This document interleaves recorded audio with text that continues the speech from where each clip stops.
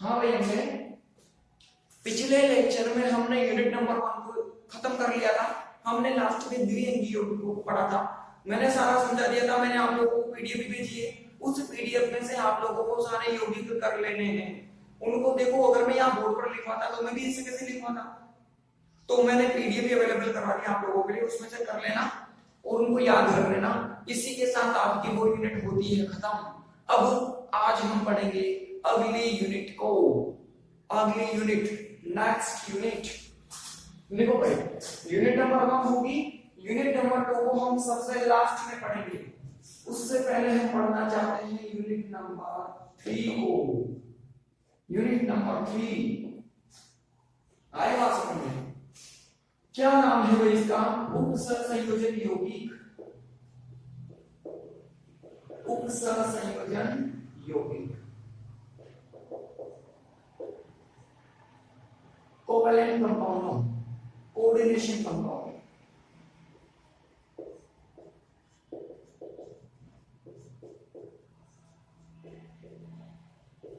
Coordination compound इसे हम पढ़ेंगे। देखो, इसे पढ़ने से पहले हमें सबसे पहले जानना होगा कि यौगिक कितने प्रकार के होते हैं। मतलब हमें पहले ये जानना है कि यौगिक कितने प्रकार के हैं। तो प्रकृति में 3 प्रकार के यौगिक हो सकते हैं या 3 प्रकार के पदार्थ हो सकते हैं। सबसे पहले जो पदार्थ होते हैं ना, उनको कहा जाता है साधारण लवण। उनको क्या कहा जाता है? साधारण लवण कहा जाता है। हम पहले यौगिकों के या पदार्थों के प्रकार को समझना चाहते हैं। मैंने कहा कितने होते हैं? 3 होते हैं। सबसे पहला जो होता है ना, उसे साधारण लवण बोलते हैं या सिंपल सॉल्ट बोलते हैं। जैसे कि मैं एग्जांपल बताऊं आप लोगों को, क्या हो गया? NaCl हो गया, KCl हो गया, CaCl हो गया। इस प्रकार के जो पदार्थ होते हैं ना, इन्हें साधारण लवण कहते हैं। इनमें क्वालिटी क्या होती है? जब इसे आप जल में घोलते हो, जब इसे आप जल में घोलते हो तो ये Na+ में और Cl- में आपस से टूट जाते हैं। Na+ और Cl- में टूट जाते हैं। मतलब ये अपने आयनों का परीक्षण देते हैं। आई बात समझ में? इससे मिलकर बने होंगे। जब जल में घोलोगे Na+ Cl- में टूट जाएगा। या इस अभिक्रिया को मैं दूसरे प्रकार से ऐसे भी व्यक्त कर सकता हूं कि मैंने इसकी जल से क्रिया करवा दी। यहां से Na, यहां से OH। एक तो क्या मिलेगा मुझे? क्षार मिलेगा। और एक क्या मिलेगा मुझे? अम्ल मिलेगा। मतलब जब इन्हें जल में घोलते हैं तो ये अम्लों का और क्षारों का निर्माण करते हैं। मतलब अपने आयनों का परीक्षण देते हैं। ये होते हैं पहले प्रकार के, जिनको क्या बोलते हैं? साधारण लवण बोलते हैं। दूसरे जो होते हैं ना, वो कहलाते हैं द्विक लवण। उनको क्या बोलते हैं? द्विक लवण बोलते हैं। द्विक लवण का मतलब होता है, द्विक का मतलब होता है 2, लवण का मतलब 2 पदार्थ। मतलब ऐसे यौगिक जो 2 पदार्थों से मिलकर बने होते हैं, ऐसे सभी यौगिक द्विक लवण कहलाते हैं। एग्जाम्पल की बात करूं, जैसे कि मैंने क्या लिख दिया? KCl हो गया, डॉट में ये हो गया MgCl2 डॉट 6H2। जल तो जल है, वो नहीं होता। जैसे पानी में घोलोगे वो तो बिल्कुल अलग हो जाएगा। मतलब कितने लवण हैं इनके अंदर? एक लवण तो KCl हो गया, एक लवण MgCl2 हो गया। ऐसे पदार्थ जो 2 लवणों से मिलकर बने होंगे। पहला लवण तो ये है और दूसरा लवण ये है। 2 लवण है, 2 से मिलकर बना है, इसी वजह से इसको क्या बोलते हैं? द्विक लवण बोलते हैं। ये जल तो है ना, इसको बैलेंस करने के लिए आया है। ये जो जल होता है ना, जब ये बनेगा तो बीच में कुछ खाली जगह होगी, जिनको हम अंतराकाशीय स्थल बोलते हैं। उन अंतराकाशीय स्थलों में जाकर ये जल के अणु जमा हो जाते हैं या अपना स्थान ग्रहण कर लेते हैं। तो इस प्रकार के जो लवण होते हैं ना, उन्हें द्विक लवण कहते हैं। आई बात समझ में? जब इन्हें जल में घोला जाता है तो ये भी अपने आयनों का परीक्षण देंगे। KCl किस में टूटेगा? K+ Cl- में टूटेगा। MgCl2 किस में टूटेगा? Mg+2 और 2Cl- में। 2 क्लोरीन है, 2 Cl- में टूटेगा। जल तो जल है, जल तो नहीं टूटेगा, वो तो जल में मिल जाएगा। तो इस प्रकार से ये भी अपने आयनों का परीक्षण देंगे। मतलब अपने आयनों में टूट जाएंगे। ये भी टूट गए थे, ये भी अपने आयनों में टूट जाएंगे। ये होती है इन दोनों में क्वालिटियां। और जो तीसरा प्रकार होता है ना, वो होता होता है उपसहसंयोजक यौगिक। तीसरे प्रकार के जो यौगिक होते हैं उन्हें कहा जाता है उपसहसंयोजक यौगिक। आइए बात समझ में, पहले इतना लिखो फिर इसको पढ़ते हैं। लिखो इसके अंदर लिखो, सब लिखो, टॉपिक को भी कुछ मत डालना, ऐसे लिखो। प्रकृति में सामान्यतः निम्न तीन प्रकार के पदार्थ होते हैं। प्रकृति में सामान्यतः निम्न तीन प्रकार के पदार्थ उपस्थित होते हैं। नंबर 1 साधारण लवण। साधारण लवण, साधारण लवण लिखो। ये पदार्थ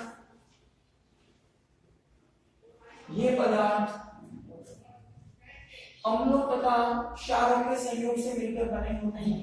ये पदार्थ अम्लों तथा क्षारों के संयोग से मिलकर बने होते हैं। जब इन्हें जल में घोला जाता है तो ये अपने आयनों का परीक्षण देते हैं। जब इन्हें जल में घोला जाता है तो ये अपने आयनों का परीक्षण देते हैं। अपने आयनों का परीक्षण देते हैं।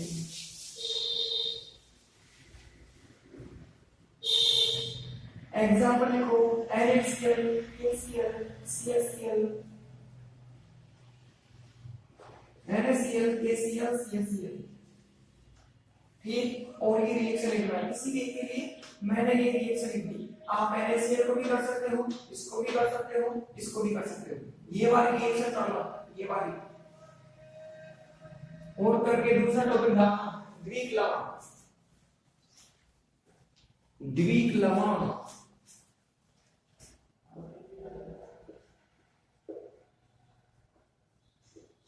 डालिया लिखो। इसके अंदर वे लवण जो दो साधारण लवणों के संयोग से बने होते हैं। वे लवण जो दो साधारण लवणों के संयोग से बने होते हैं। दो साधारण लवणों के संयोग से बने होते हैं।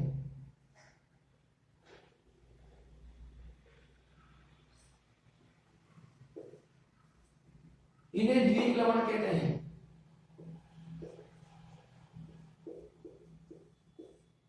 इन्हें द्विक लवण कहते हैं।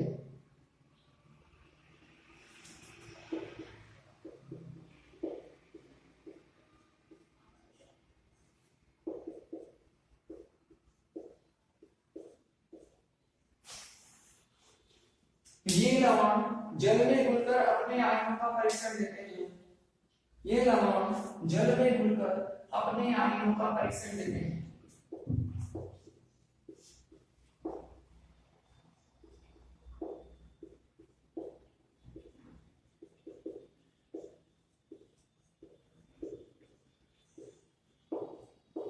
उदाहरण लिख लो।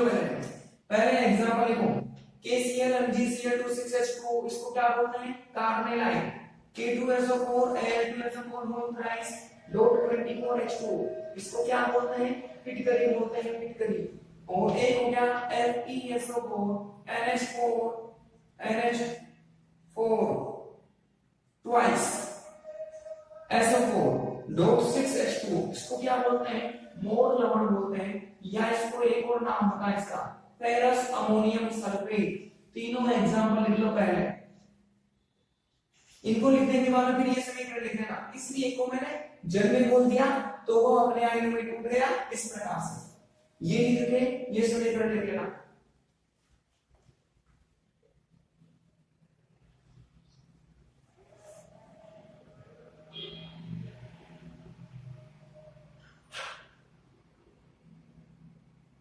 इसका नाम भी क्या बोल सकते हो आप? Potassium aluminium sulphate. Potassium aluminium sulphate. ठीक है, इसका नाम ले सकते चाहूंगा potassium magnesium chloride. Potassium magnesium chloride. ठीक, कर लो भाई, जल्दी कर लो तीनों एग्जांपल, और फिर इनको करने के बाद में समीकरण लिख लेना।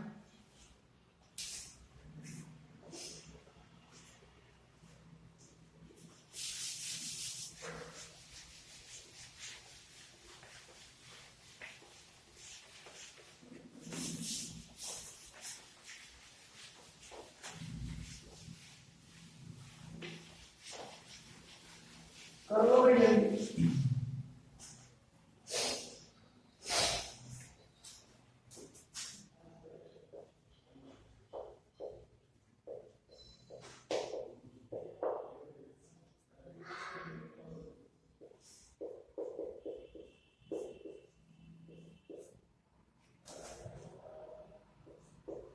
टोपी डालो भाई।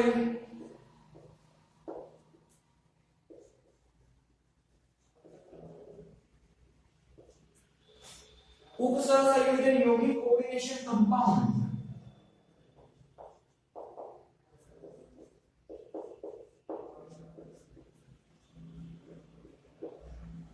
देखो भाई बोर्ड पर, इस प्रकार के जो यौगिक होते हैं ना, इस प्रकार के यौगिकों को कहा जाता है उपसंयोजन यौगिक, या इनको हम जटिल यौगिक भी बोलते हैं। इनमें होना क्या है भाई, ये धातु तथा ये आपस में मिलकर उपसंयोजन बंधों के द्वारा जुड़े होते हैं। मतलब सिंपल भाषा में बोलूं ना तो ऐसे यौगिक जिनमें यह धातु और यह परमाणु आपस में उपसंयोजन बंधों के द्वारा जुड़े होंगे, यह धातु और यह साइनाइड आपस में उपसंयोजन बंधों के द्वारा जुड़े होंगे, ऐसे यौगिकों को क्या बोलते हैं, उपसंयोजन यौगिक। इसे तो कहा जाता है केंद्रीय धातु परमाणु, और ये होता है लिगेंड।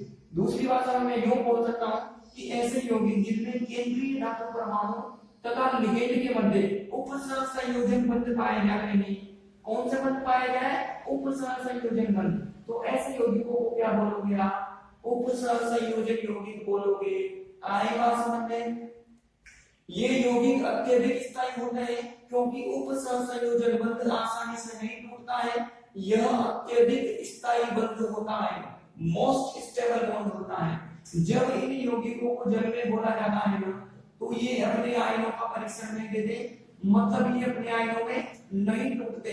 देखना ध्यान से कुछ इस प्रकार से, ये इनमें कितना पार्ट आयनिक होगा, यहां से आपको 4 तो मिलेंगे पोटेशियम, और एक क्या मिलेगा, एफिसाइनाइड 4 6 -4।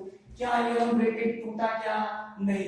यहां से भी क्या बनना चाहिए था, एक तो बनना चाहिए था Fe+2, और क्या बनने चाहिए थे, 6 साइनाइड बनने चाहिए थे। एक तो Fe+2 मिलना चाहिए था, 6 साइनाइड मिलने चाहिए थे। मतलब ये ब्रैकेट भी तो टूटना चाहिए था। क्या ब्रैकेट टूटा क्या, नहीं टूटा। मतलब ये यौगिक जल में घुलकर अपने आयनों का परीक्षण नहीं देते हैं इन दो की तरह। अभी तक जो दोनों पढ़े थे वो परीक्षण दे रहे थे, लेकिन ये यौगिक अपने आयनों का परीक्षण नहीं देते, मतलब ये यौगिक जल में नहीं घुलते। इनका केवल यही पार्ट होता है, ये तो उपसंयोजन बांध का हिस्सा नहीं होता। ये जो मेन पार्ट है ना, ये वर्गाकार कोष्ठक के अंदर, इसे ही कहा जाता है उपसंयोजन यौगिक। यही होता है मेन उपसंयोजन यौगिक, इसे ही कहते हैं हम उपसंयोजन यौगिक। तो इसका तो कुछ भी नहीं हुआ, कुछ भी नहीं हुआ, इसका तो टूटा ही है, तो मतलब ये अपने आयनों का परीक्षण नहीं देता।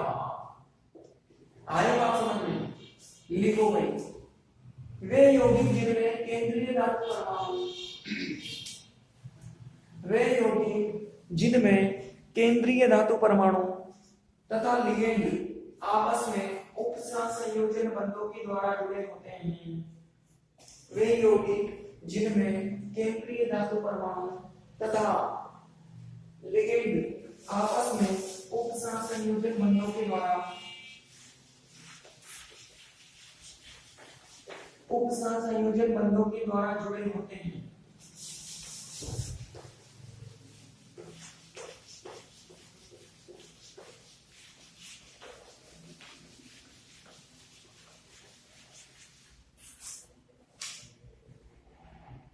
उपसंयोजन यौगिक कहलाते हैं, उपसंयोजन यौगिक कहलाते हैं। एग्जांपल लिख लो, K4 AgCN6, और ये समीकरण लिख लो, ये एग्जांपल और ये समीकरण।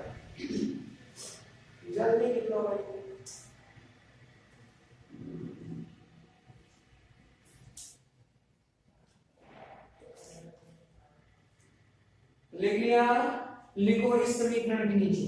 ये यौगिक जल में घुलकर अपने आयनों का परीक्षण नहीं देते। ये यौगिक जल में घुलकर अपने आयनों का परीक्षण नहीं देते। जल में घुलकर अपने आयनों का परीक्षण नहीं देते। इन यौगिकों में उपस्थित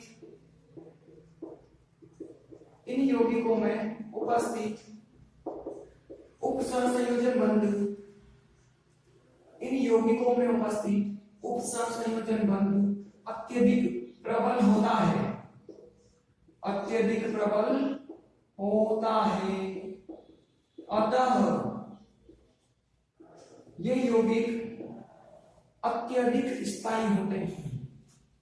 अतः ये यौगिक अत्यधिक स्थायी होते हैं, अत्यधिक स्थायी होते हैं।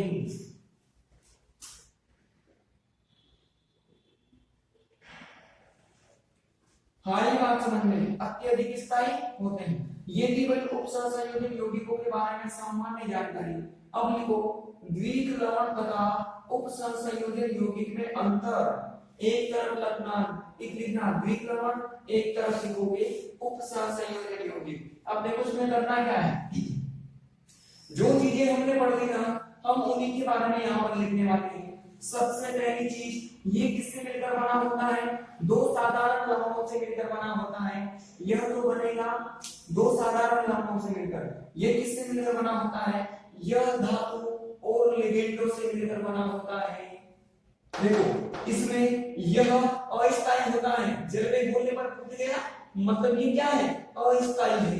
ये अभी भी बताया है मैंने, यह स्थायी प्रकृति का होता है। अगली चीज, दूसरा हो गया। तीसरा, यह जल में घुलकर अपने आयनों का परीक्षण देता है। बोला था परीक्षण किया था, आयनों में घुल गया था, मतलब यह आयनों का परीक्षण देगा, जबकि यह आयनों का परीक्षण नहीं देता। बताया है वीडियो में। अगली चीज, इसमें तो पाया जाता है सहसंयोजक बंध।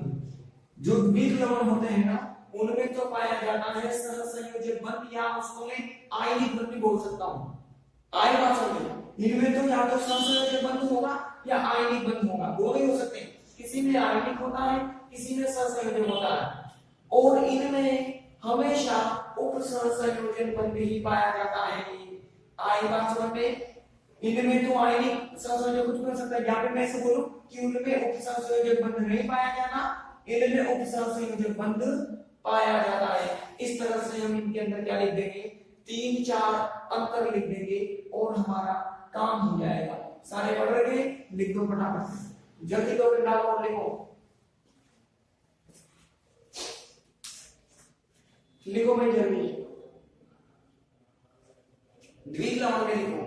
ये दो साधारण लवणों के संयोग से मिलकर बने होते हैं। ये दो साधारण लवणों के संयोग से मिलकर बने होते हैं। ये दो साधारण लवणों के संयोग से मिलकर बने होते हैं। इसमें लिखो ये केंद्रीय धातु तथा लिगेंडों के संयोग से बने होते हैं। ये केंद्रीय धातु तथा लिगेंडों के संयोग से बने होते हैं। लिगेंडों के संयोग से बने होते हैं। अगला देखो द्विक लवण में, ये अस्थायी होते हैं, ये अस्थायी होते हैं। इसके अंदर देखो ये स्थायी होते हैं, ये स्थायी होते हैं।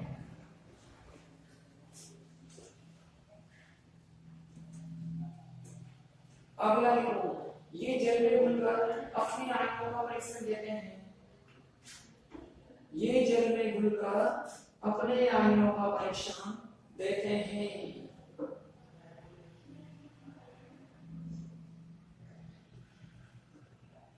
ये जल में घुलकर अपने आयनों का परीक्षण देते हैं।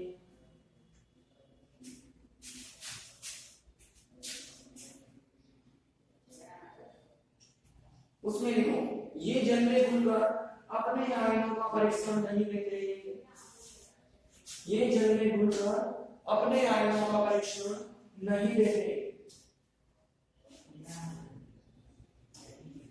अगला लिखो ग्रीक लवण में इनमें उपसंयोजन बंध नहीं पाया जाता, इनमें उपसंयोजन बंध नहीं पाया जाता। उनमें लिखा इनमें उपसंयोजन बंध पाया जाता है, इनमें उपसंयोजन बंध पाया जाता है। इनमें उपसंयोजन बंध पाया जाता है।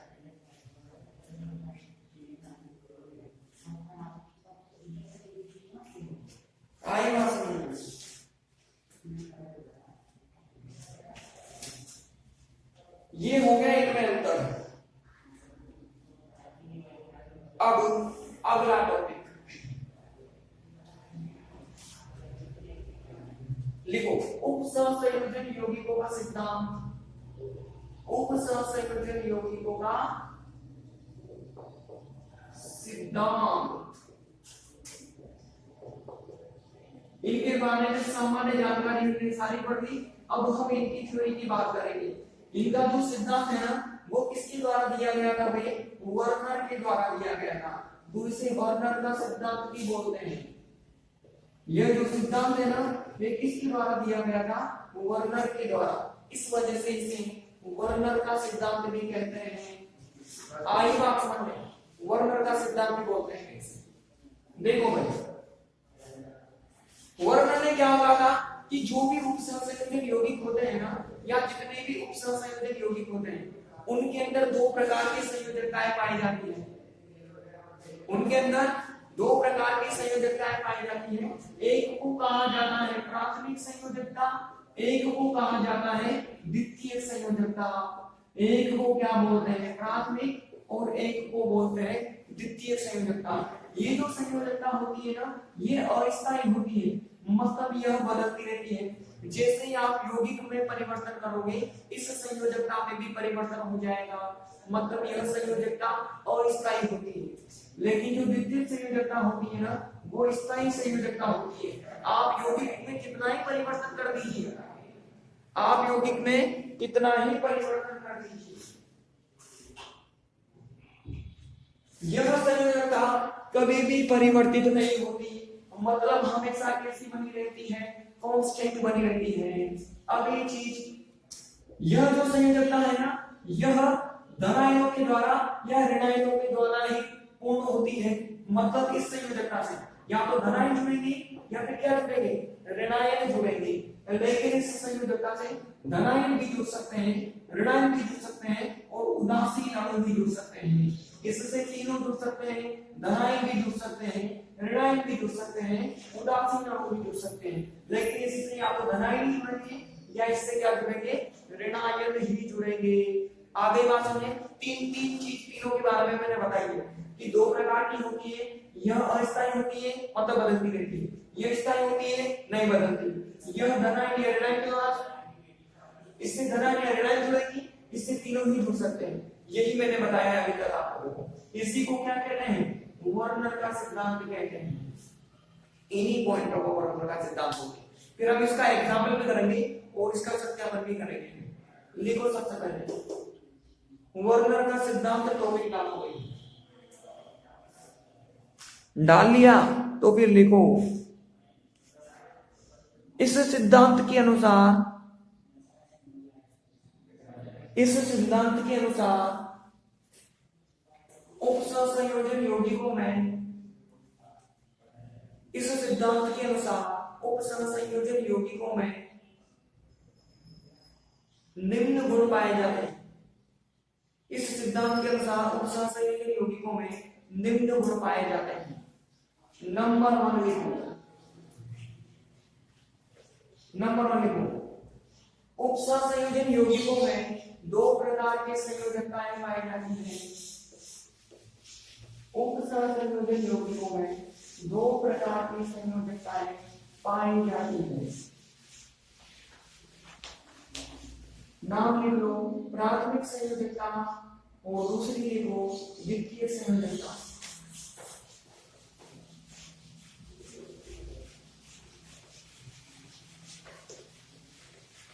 एक लिखो प्राथमिक संयोजकता और दूसरी लिखो द्वितीय संयोजकता।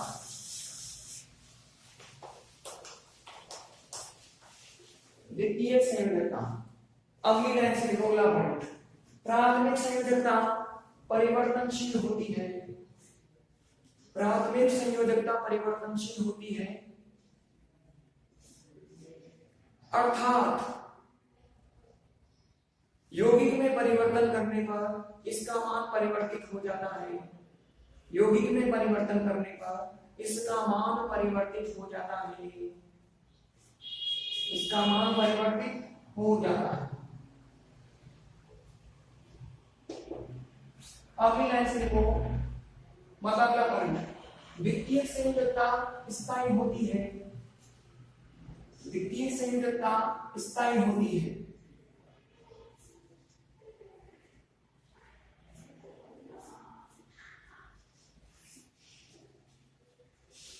द्वितीय संयोजकता स्थायी होती है। यह प्रत्येक धातु के लिए निश्चित होती है। यह प्रत्येक धातु के लिए निश्चित होती है।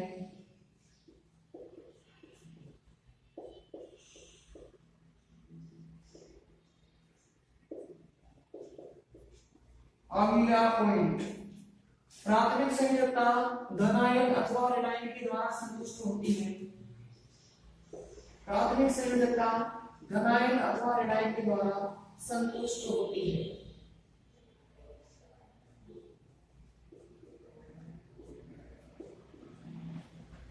और अगला पॉइंट लिखो, पॉइंट बदल बदल कर लिखे जाओ। द्वितीय संयोजकता धनायन अथवा ऋणायन अथवा धनायन अथवा ऋणायन अथवा उदासीन परमाणुओं के द्वारा संतुष्ट होती है। धनायन अथवा ऋणायन अथवा उदासीन परमाणुओं के द्वारा संतुष्ट होती है। संतुष्ट होती है। ठीक। उदाहरण लिख लो। इसमें जो ये जो साइनाइड की वृक्षे लिखा हुआ है ना, ये क्षेत्रों कहलाती है द्वितीयक संयोजकता। और जो पोटेशियम के नीचे 4 लिखा हुआ है ये कहलाती है प्राथमिक संयोजकता। आएगा ऑप्शन में। तो ये प्राथमिक संयोजकता है, ये द्वितीयक संयोजकता। ये होती सदैव स्थिर। इसको आपको याद हो तो इसे समन्वय संख्या या उपसंयोजन संख्या भी कहते हैं। इसका एक दूसरा नाम होता है वो समन्वय संख्या या उपसंयोजन संख्या, इसी का ही नाम होता है। आइएगा ऑप्शन में, दोनों इसी के नाम होते हैं। लिख लो एग्जांपल फटाफट।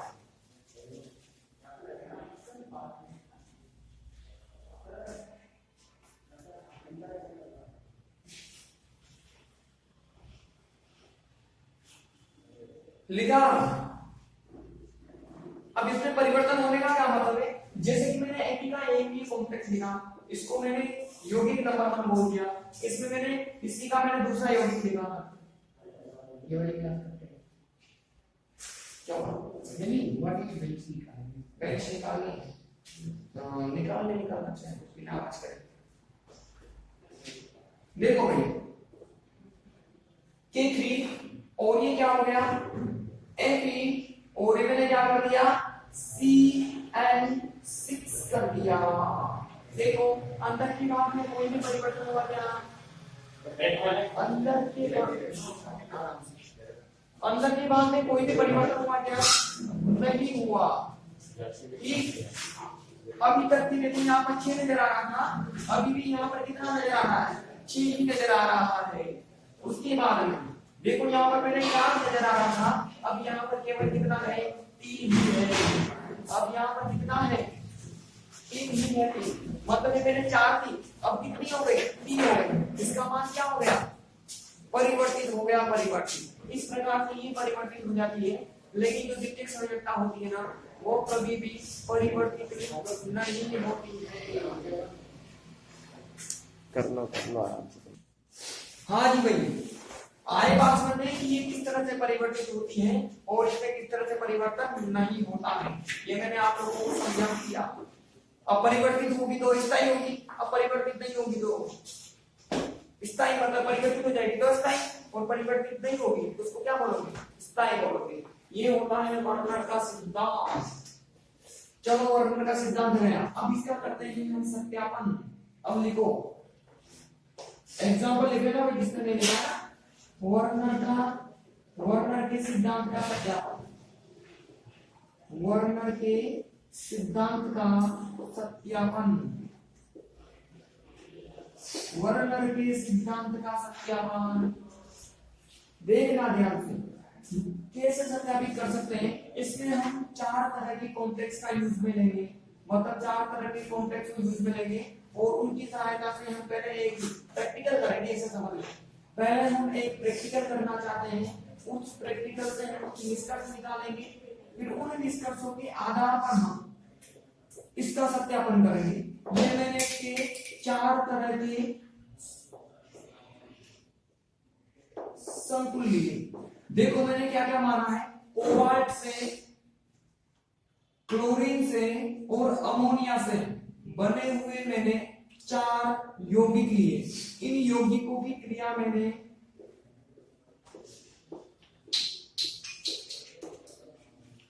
AgNO3 के साथ में करवा दी। सब यौगिकों की क्रिया मैंने किसके साथ में करवा दी, AgNO3 के साथ में करवा दी। सब के अंदर मैंने क्या डाला, AgNO3 डाला, AgNO3। देखना कैसे क्रिया होगी। इस कोबाल्ट से मैंने 6 अमोनिया जोड़े, इस कोबाल्ट से मैंने 6 अमोनिया जोड़े, तो 6 अमोनिया जोड़े तो मुझे कुछ इस प्रकार का यौगिक मिला। ये हो गया NH3O6 कि कोबाल्ट का, और इन 3 क्लोरीन को मैंने ऐसे करके जोड़ दिया। अंदर की तरफ जब मैंने इससे क्रिया करवाई तो मुझे कुछ इस प्रकार का यौगिक मिला।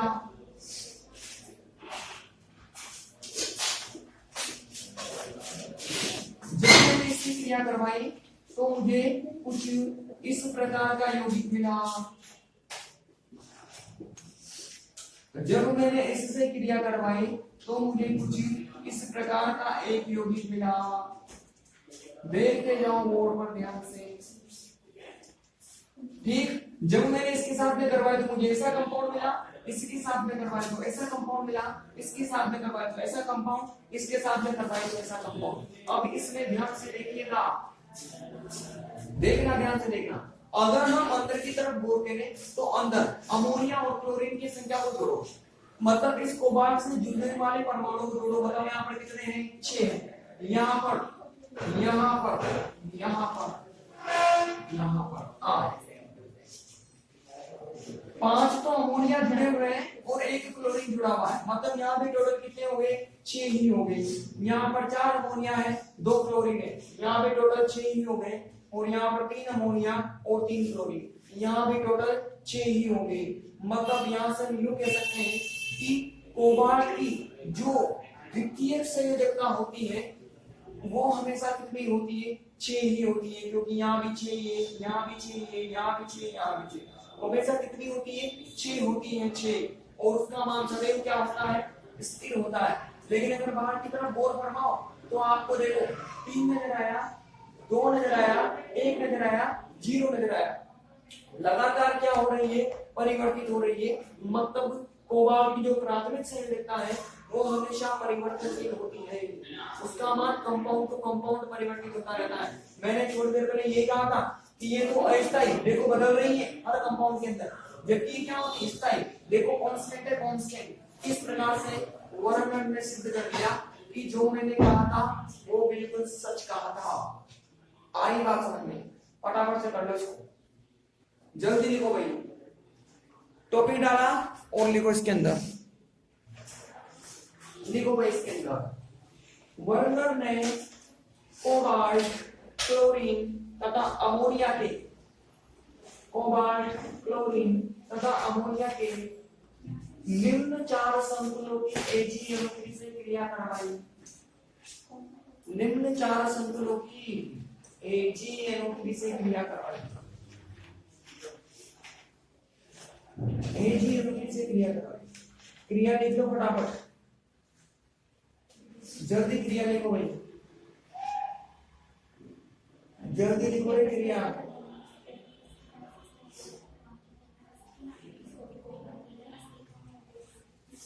लिखी क्रिया जल्दी।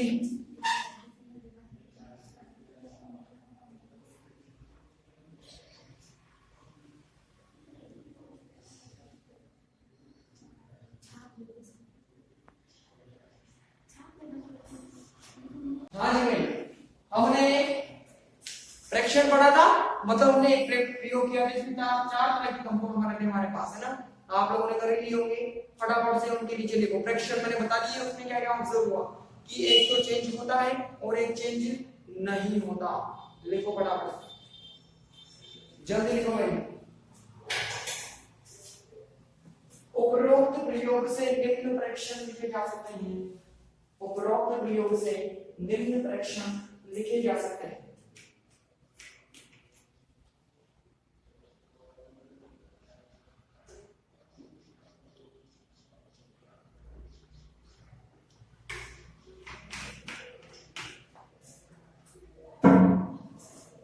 नंबर 1, कोबाल्ट की प्राथमिक संयोजकता का मान, कोबाल्ट की प्राथमिक संयोजकता का मान परिवर्तित होता रहता है। कोबाल्ट की प्राथमिक संयोजकता का मान परिवर्तित होता रहता है।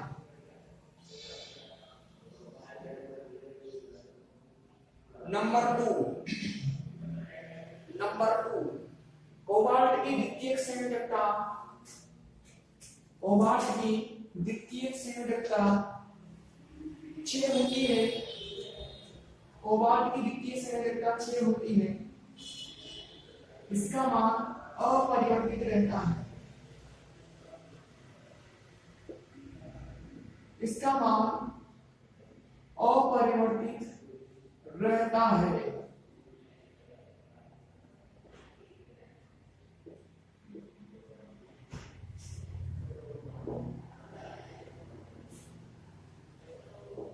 अगला लिखो, प्राथमिक संयोजकता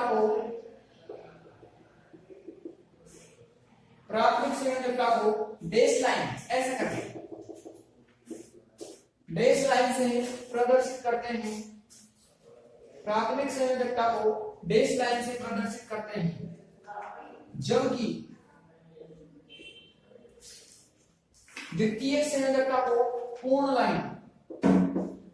लाइन से प्रदर्शित करते हैं।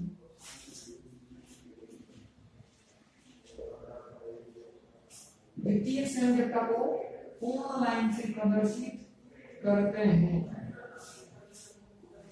पूर्ण लाइन से प्रदर्शित करते हैं।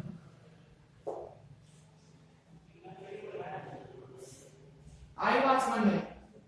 हो गया ये प्रश्न में। नंबर 1 एग्जांपल बना लो भाई, फटाफट बनाओ।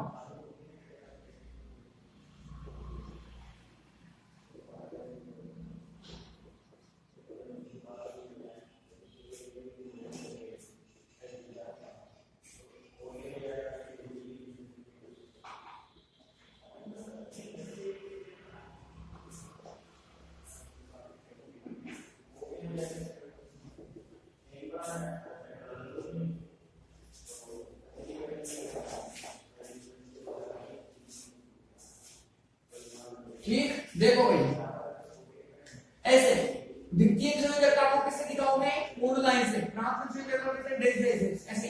द्वितीय संयोजकता में साइन लाइन है तो सारे साइन लाइन को मैंने डैश लाइन से दिखा, मतलब पूर्ण लाइन से दिखा दिया। उसके बाद में पोटेशियम बाहर की तरफ है, प्राथमिक संयोजकता में तो मैंने इनको डैश लाइन से दिखा दिया, डैश लाइन से। आई बात फटाफट कर लो भाई, जल्दी कर लो फटाफट।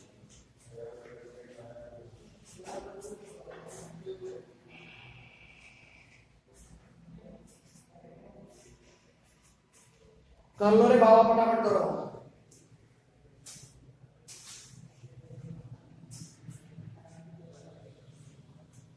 इसी के साथ वर्णन का सिद्धांत है वो हमने खत्म कर लिया। सत्यापन पढ़ लिया, सिद्धांत पढ़ लिया, उदाहरण पढ़ लिया।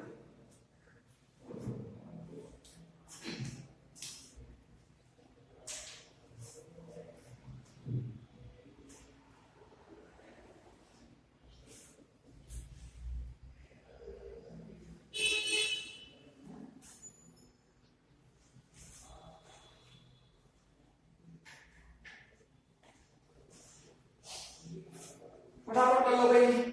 और अगला टॉपिक डालना कुछ महत्वपूर्ण परिभाषाएं, कुछ परिभाषाएं या कुछ महत्वपूर्ण परिभाषाएं, जो भी डालना है डालना, लेकिन डाल जरूर लो बस। नंबर 1, केंद्रीय धातु परमाणु।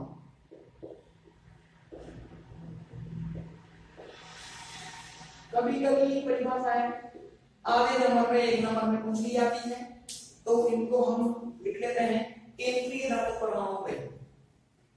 देखो भाई केंद्रीय धातु परमाणु क्या होता है, सब तो जानते हैं, बस यहाँ पर लिख देंगे।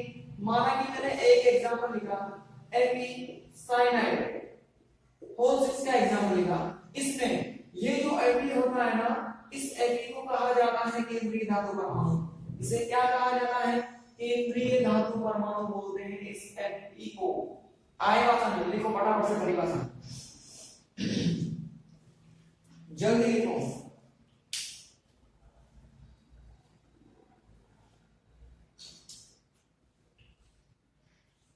उपसहसंयोजन यौगिक में, उपसहसंयोजन यौगिक में लिगेंड उपसहसंयोजन बंध के द्वारा, उपसहसंयोजन यौगिक में लिगेंड उपसहसंयोजन बंध के द्वारा जिस परमाणु से जुड़े होते हैं वह परमाणु केंद्रीय धातु परमाणु कहलाता है। जिस परमाणु से जुड़े होते हैं वह केंद्रीय धातु परमाणु कहलाता है, वह केंद्रीय धातु परमाणु कहलाता है।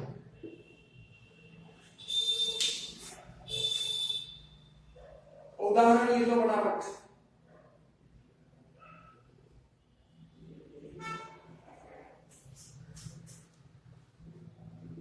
अगला लिखना समन्वय संख्या,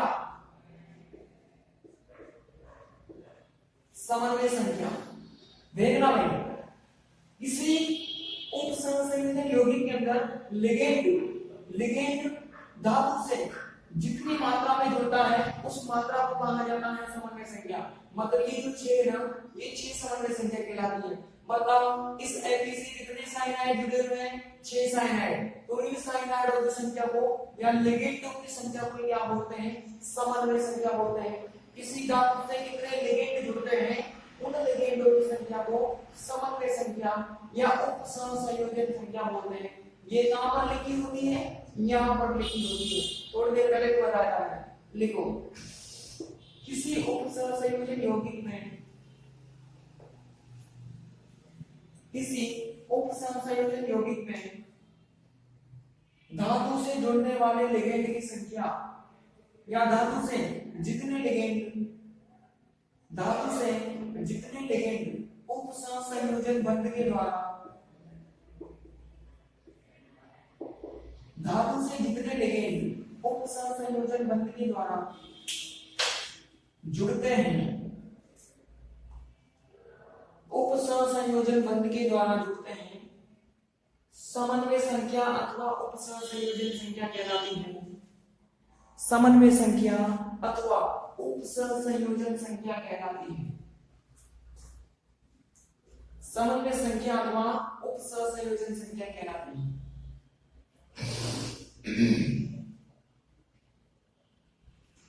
ठीक, अगला लिखो, कर लेना है सर, गोला बना लो भाई।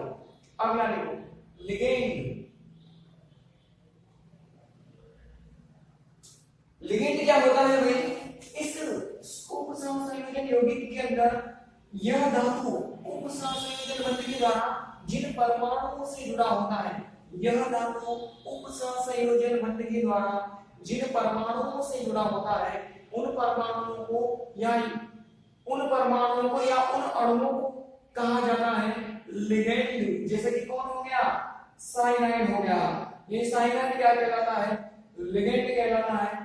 लिगेंड अलग अलग प्रकार के होते हैं, वो क्या क्या होते हैं उनको हम इसके बाद में पढ़ेंगे। पहले परिभाषा लिखो, लिखो किसी उपसहसंयोजन यौगिक के अंदर, किसी उपसहसंयोजन यौगिक के अंदर धातु से जुड़ने वाले, धातु धातु से उपसंयोजन बंध के द्वारा जुड़ने वाले, धातु से उपसंयोजन बंध के द्वारा जुड़ने वाले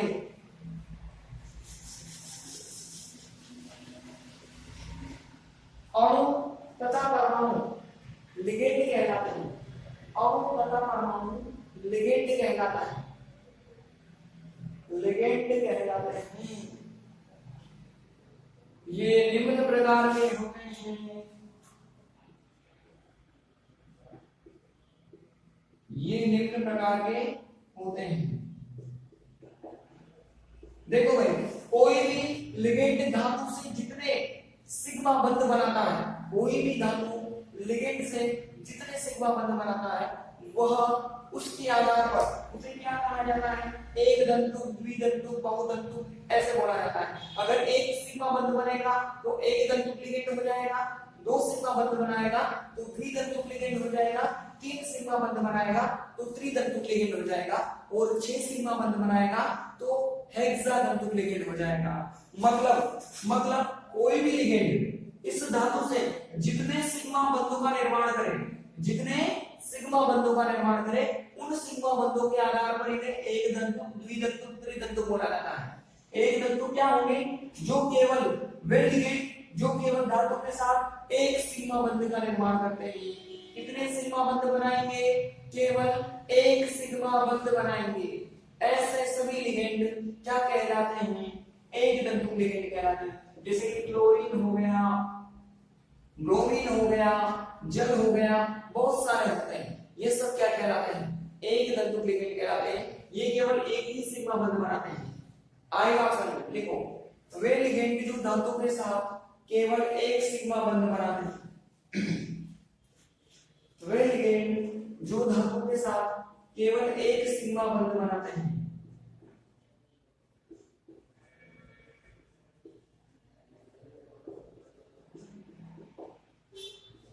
एक दंतु लिगेंड कहलाते हैं, एक दंतु लिगेंड कहलाते हैं।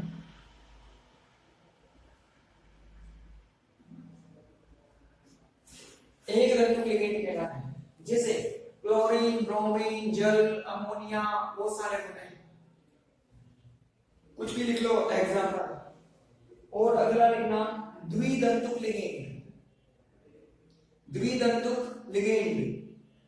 अब द्वि का मतलब कितने सिग्मा बंध बनेंगे भाई, 2 सिग्मा बंध बनेंगे। अगर 2 बनेंगे तो उसको क्या बोलोगे, द्विदंतुक लिगेंड बोलोगे। जैसे कि मैंने क्या लिख दिया, इन की फुल फॉर्म क्या होती है, एथिलीन डाइएमीन। फॉर्मूला क्या होता है इसका, ये CH2, ये NH2 और ये क्या हो गया NH2। एक सिग्मा बंध तो यहां से बनेगा, एक सिग्मा बंध यहां से बनेगा। बोलो कितने सिग्मा बंध बने, 2 सिग्मा बंध बने। इसी वजह से इसको क्या बोलते हैं, द्विदंतुक लिगेंड बोलते हैं। 2 बने ना तो क्या बोलोगे, द्विदंतुक लिगेंड बोलोगे। जैसे कि ऑक्सीडेंटो हो गया, ऑक्सीडेंटो की संरचना क्या होती है, ऐसी संरचना होती है भाई ऑक्सीडेंटो की, ऐसे एक सिग्मा बंध यहां से बनता है, एक सिग्मा बंध यहां से बनता है। 2 बने तो वापस कैसा हो जाएगा, द्विदंतुक लिगेंड हो जाएगा। आएगा समझ में, लिखो, वे लिगेंड जो धातु के साथ, वे लिगेंड जो धातु के साथ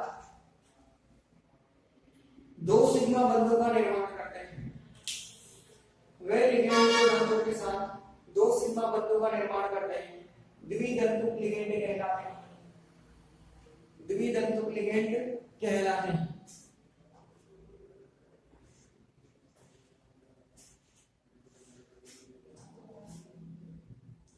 लिखो, जैसे एथिलीन डाइएमीन, फॉर्मूला लिख लेना, ऑक्सीडेटो OX-2, OX-2 फॉर्मूला लिख लेना। ऐसे बनाया था, एक यहां से एक यहां से, ये धातु जल्दी लिख लो भाई एग्जाम का।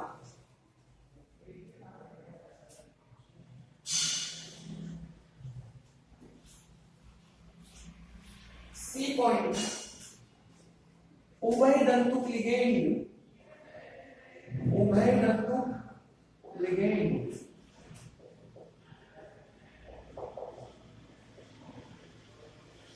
उभयदंतुक का मतलब क्या होता है, ऐसे लिगेंड जिनके पास दो भिन्न प्रकार के दाता परमाणु उपस्थित होते हैं, ऐसे लिगेंड जिनके पास दो भिन्न प्रकार के दाता परमाणु उपस्थित होते हैं लेकिन एक बार में एक ही बंध बना सकता है।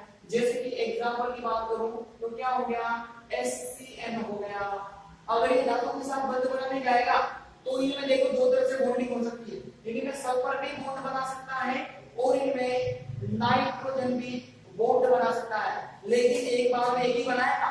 अगर सल्फर ने बना लिया तो नाइट्रोजन नहीं बनाएगा, नाइट्रोजन ने बना लिया तो सल्फर नहीं बनाएगा।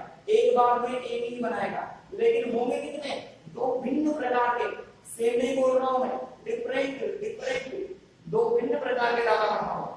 कभी सल्फर जुड़ सकता है, कभी नाइट्रोजन जुड़ सकता है, दोनों डिफरेंट है, भिन्न है। तो ऐसे लिगेंड को क्या बोलोगे आप, उभयधातुक लिगेंड बोलोगे। आई बात समझ में, ऐसे लिगेंड को क्या बोलोगे, उभयधातुक लिगेंड बोलोगे।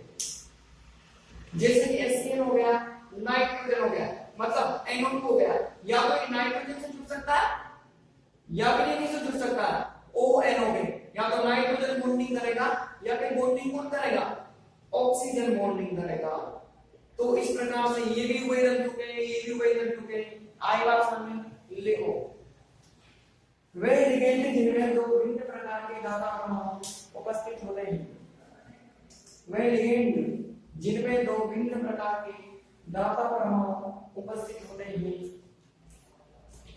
जिनमें दो भिन्न प्रकार के दाता परमाणु उपस्थित होते हैं,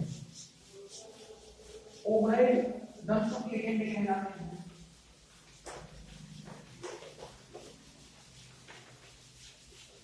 उभयधातुक लिगेंड कहलाते हैं।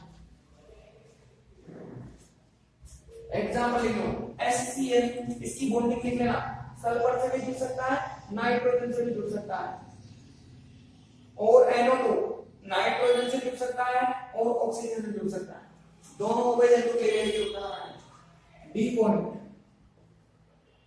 बहुधातुक लिगेंड।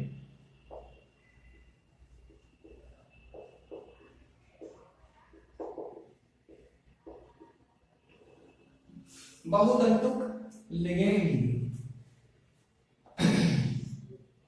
देखो भाई परिभाषा बहुत आसान है। एक सिग्मा बंध बनाया तो एक धातु, दो बनाया तो द्विधातु। अगर दो से ज्यादा सिग्मा बंध बनाएगा तो उसको क्या बोलोगे, बहुधातुक लिगेंड बोलोगे।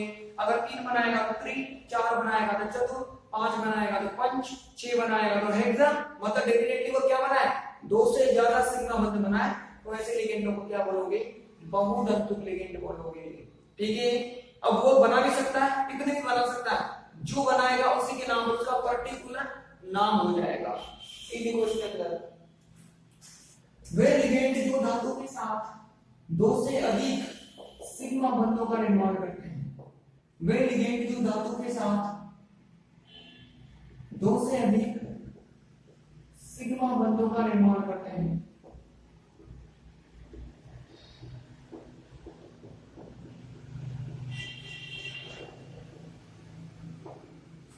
दो से अधिक सिग्मा बंधों का निर्माण करते हैं।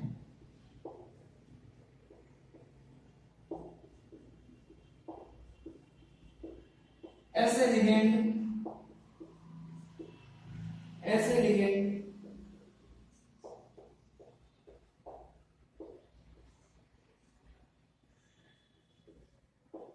बहुधातुक लिगेंड कहलाते हैं। ऐसे लिगेंड बहुधातुक लिगेंड कहलाते हैं।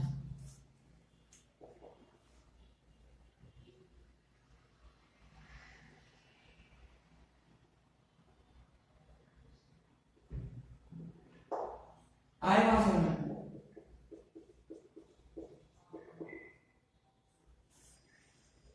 उदाहरण लिख लो। PDT एक बार फेमस नाम सुना होगा आप लोगों ने, एथिलीन डाई एविल टेट्रा एसीटेटो। एक बंध तो यहां से बनेगा, एक बंध यहां से बनेगा, एक बंध इधर से बनेगा, एक बंध इधर से, एक यहां से बनेगा और एक यहां से बनेगा। गिन लो टोटल कितने हो गए, 6 हो गए। इसी वजह से इसको पर्टिकुलर क्या बोलते हैं, हेक्साधातुक लिगेंड बोलते हैं। अगला एग्जांपल मैंने क्या लिख दिया, EDDA। टी का मतलब टेट्रा और डी का मतलब डाई। ये लो भाई, एथिलीन बहुत सारे बना सकता हूं मैं चाहूँ।